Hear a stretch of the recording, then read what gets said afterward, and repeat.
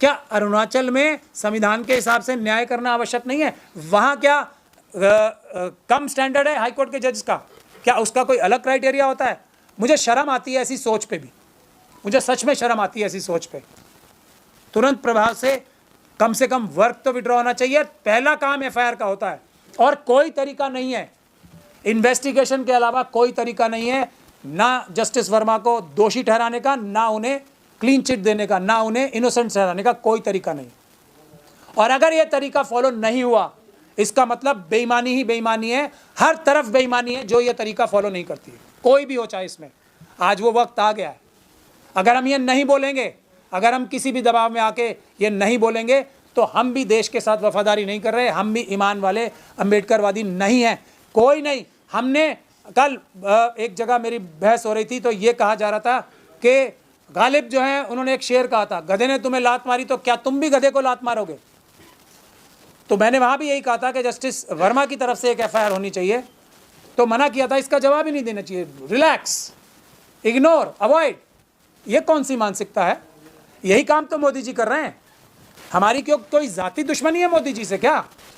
कोई हमारी घर का लड़ाई है उनसे क्या? हम मोदी जी को तो बुरा कहें, अमित शाह जी को तो बुरा कहें, और वही काम अगर कोई हमारा प्रिय व्यक्ति कर ले जिसको हम ईमानदार समझते हैं, तो उसको कहें कि नहीं नहीं इसके साथ ऐसा नहीं होना चाहिए। तो हमसे बड़ा बेईमान भी फिर कोई नहीं है दुनिया में। हम लोग बेईमान नहीं हैं। अगर मोदी जी के खिलाफ हम दुनिया भर की बातें करते हैं तो, और उनकी बात पे भी नहीं हम यकीन करते, जैसे हम बोलते हैं ना, मोदी जी ने बोला 56 इंच की छाती है, बोलते हम बोलते हैं खुल के झूठ बोल रहे हैं।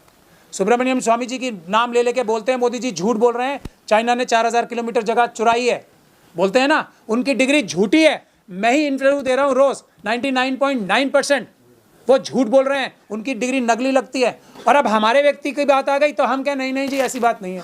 ये बेईमानी नहीं, ये वाली बात सुपर बेईमानी है। एक भी व्यक्ति जो इस तरह की बात कर रहा है, जो हम में से बनता है, जो ये बनता है कि हम आरएसएस और बीजेपी के खिलाफ हैं, हम संविधानवादी हैं, वो उन लोगों से भी बुरा है जो आरएसएस और बीजेपी के खुले समर्थक हैं। मैं ये भी कहने के लिए आज आप लोगों को बुलाया है, वो उनसे भी बड़ा बेईमान है, क्योंकि वो तो कम से कम खुल के कह रहे हैं ना हम बेईमान हैं, हम आरएसएस और बीजेपी के ही साथ हैं। हम लोग अपने आप को ईमानदार भी बन रहे हैं, ये भी बन रहे हैं, हम इतना बड़ा खतरा मोल ले रहे हैं। महमूद प्राचा साहब कह रहे हैं मेरे ऑफिस में रेड हो गई, मैंने झेली क्योंकि मैं ईमानदार हूँ, लेकिन जस्टिस वर्मा के खिलाफ ऐसे नहीं होना चाहिए। तो मुझसे बड़ा बेईमान और चोर कोई नहीं हो सकता, हो ही नहीं सकता, क्योंकि मैं उन्हें ईमानदार समझता हूँ। तो इनके खिलाफ तो और भी सख्त टेस्ट होना चाहिए, और ये इनके लिए भी अच्छा है। ये इस देश की सच्चाई है।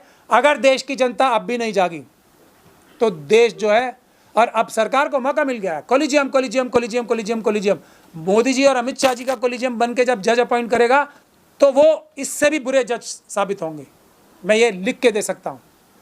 तो इसीलिए हमें जो हमारे जजेस हैं उनको ये समझ लेना चाहिए कि ये जो हमला है वो कोलिजियम सिस्टम पे। यहाँ मैं देश की एक बार को सलाम करना चाहता हूँ। अभी हमारे दिल्ली हाई कोर्ट में भी इलेक्शन हो रहे हैं, देखते हैं कौन जीतता है।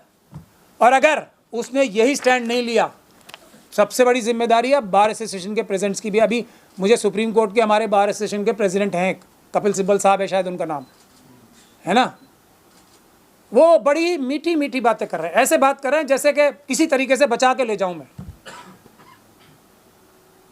ऐसी बातें कर रहे हैं वो। ये दुर्भाग्य की बात है। वो धोखा दे रहे हैं देश की जुडिशरी को भी और देश की न्यायिक व्यवस्था को धोखा दे रहे हैं कपिल सिब्बल साहब भी। हम लोगों के दिल एक बार फिर तोड़ दिए। जो उन्होंने चंद्रचूड़ साहब की शान में कविता पढ़ी थी ना, उससे भी बड़ा दिल तोड़ा है उन्होंने। अब ये जो ढुलमुल रवैया इख्तियार करके ये होती है बार इलाहाबाद हाईकोर्ट की। सीधे सीधे बोल दिया, अगर कोई व्यक्ति गलत है तो इलाहाबाद हाईकोर्ट डस्टबिन नहीं है। इलाहाबाद हाईकोर्ट डस्टबिन नहीं है। इलाहाबाद हाईकोर्ट अगर देखा जाए तो दिल्ली हाईकोर्ट से भी बड़ी बार है, और ये सही है उनकी बात। दिल्ली हाईकोर्ट में कितने जजेस होते हैं और वहाँ कितने जजेस होते हैं, वहाँ वो कितनी पॉपुलेशन को हैंडल करते हैं, कितने लोगों को न्याय दिलाते हैं, और दिल्ली के लोग जो जजेस हैं कितने लोगों को न्याय दिलाते हैं। बिल्कुल सही बात है। ये स्टैंड जो बार एसोसिएशन नहीं लेगी तो फिर हमें वही शक होता है कि बार एसोसिएशन के जो जीते हुए नेता आते हैं वो भी वैसे ही होते हैं। अभी मनन कुमार मिश्रा जी के लिए भी अभी हमारे यहाँ तो प्रदर्शन भी हुए थे, ये बार एडवोकेट्स एक्ट को जो अमेंडमेंट बिल आया था उस पर तो इतने प्रदर्शन भी हुए, मनन कुमार मिश्रा जी के खिलाफ भी लोग एकदम तैयार हो गए थे लड़ने के लिए। तो मैं सैल्यूट करता हूँ इलाहाबाद हाईकोर्ट की बार एसोसिएशन का, पूरा देश को लीड करें आप, इलाहाबाद हाईकोर्ट की बार एसोसिएशन। मेरा ये नम्र निवेदन है, इलाहाबाद हाईकोर्ट लीड ले इसमें, हम सब आपके पीछे वर्कर्स की तरह काम करेंगे। हम यहाँ दिल्ली हाईकोर्ट में भी यही कराएंगे, कोई भी जीत के आ जाए हम लोग यही काम कराएंगे। इस पर न्यूट्रल इन्वेस्टिगेशन होनी चाहिए, क्योंकि बार बेंच की मदर कही जाती है। हम लोग जो वकील हैं वो जजेस की माँ के रूप में माने जाते हैं, हम में से ही जाते हैं जजेस। तो माँ का काम है बच्चों को सुधार के रखना, और जो नहीं सुधारेगा वो बेईमान है, वो बार एसोसिएशन भी बेईमान है। हमें ये कहने में कोई शक और शुबे की गुंजाइश नहीं है। कपिल सिब्बल साहब को इस पर ज़रा संज्ञान लेना चाहिए, वो नहीं ले पाएंगे ऐसा मेरा शक है। और मैं दुआ करता हूँ, रोज़े में ही दुआ कर रहा हूँ कि मेरा ये शक कपिल सिब्बल साहब के सामने के लिए जो मेरा है कि वो नहीं करेंगे कुछ, ये झूठा साबित हो जाए। लेकिन मेरा शक है, मेरी दुआ जीतनी चाहिए, मेरा शक हारना चाहिए, ऐसी भी मैं दुआ करता हूँ। ये भी हो रहा है, कवर अप है ये सब। अब बोला ये जा रहा है कि वो फायर वाले ये बोल रहे हैं कि ऐसा कुछ हमने स्टेटमेंट नहीं दिया। ये कवर अप की तरफ लोगों का शक बढ़ता है। सिर्फ सीसीटीवी फुटेज निकाल के दिखानी चाहिए देश की जनता को, अदरवाइज जज लोया के जैसे सबूत छुपाए गए। जैसे राफेल का केस आपको पता है सबको, जो हमारे गोगोई साहब राज्यसभा के मेंबर बन गए, वो उसकी बेंच लीड कर रहे थे और बहुत एक अच्छे माने वाले 2 जजेस भी उनके साथ थे। उसमें क्या कहा गया है कि सीएजी रिपोर्ट ने क्लीन चिट दी है राफेल में, और सीएजी रिपोर्ट तब एग्जिस्टेंस में नहीं आई थी, ठीक है। और ये 3 जजेस ने अलग अलग बैठ के इस निष्कर्ष पे पहुंचे थे कि सीएजी जज क्यों, राफेल में क्या हुआ था। मैं भी बाबरी मस्जिद की तो बात ही नहीं कर रहा, बाबरी मस्जिद के केस की, राफेल में क्या हुआ था।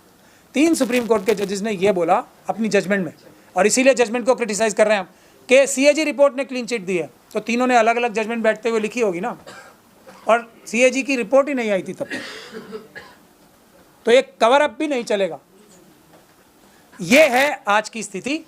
एक आखिरी बात करके मैं अपनी बात को समाप्त करूंगा। ये जो जुडिशरी में करप्शन हो रहा है उसका एक सबसे बड़ा टूल है ये सीनियर डेजिग्नेशन का जरिया। ये देख लीजिए, एक लेटेस्ट एक जज साहब हैं, उन्होंने एक ऑर्डर कर दिया एक जज के हमारे सीनियर एडवोकेट के बारे में, इंदु मल्होत्रा, ये क्या नाम है इनका, ऋषि मल्होत्रा साहब के बारे में, कि इन्होंने अपने जूनियर के ऊपर ही मतलब सारा ठीकरा फोड़ दिया, जबकि जूनियर बेचारा ठीक काम कर रहा था। इन्होंने ही उससे बोला था कि एफिडेविट में ये लिख दो।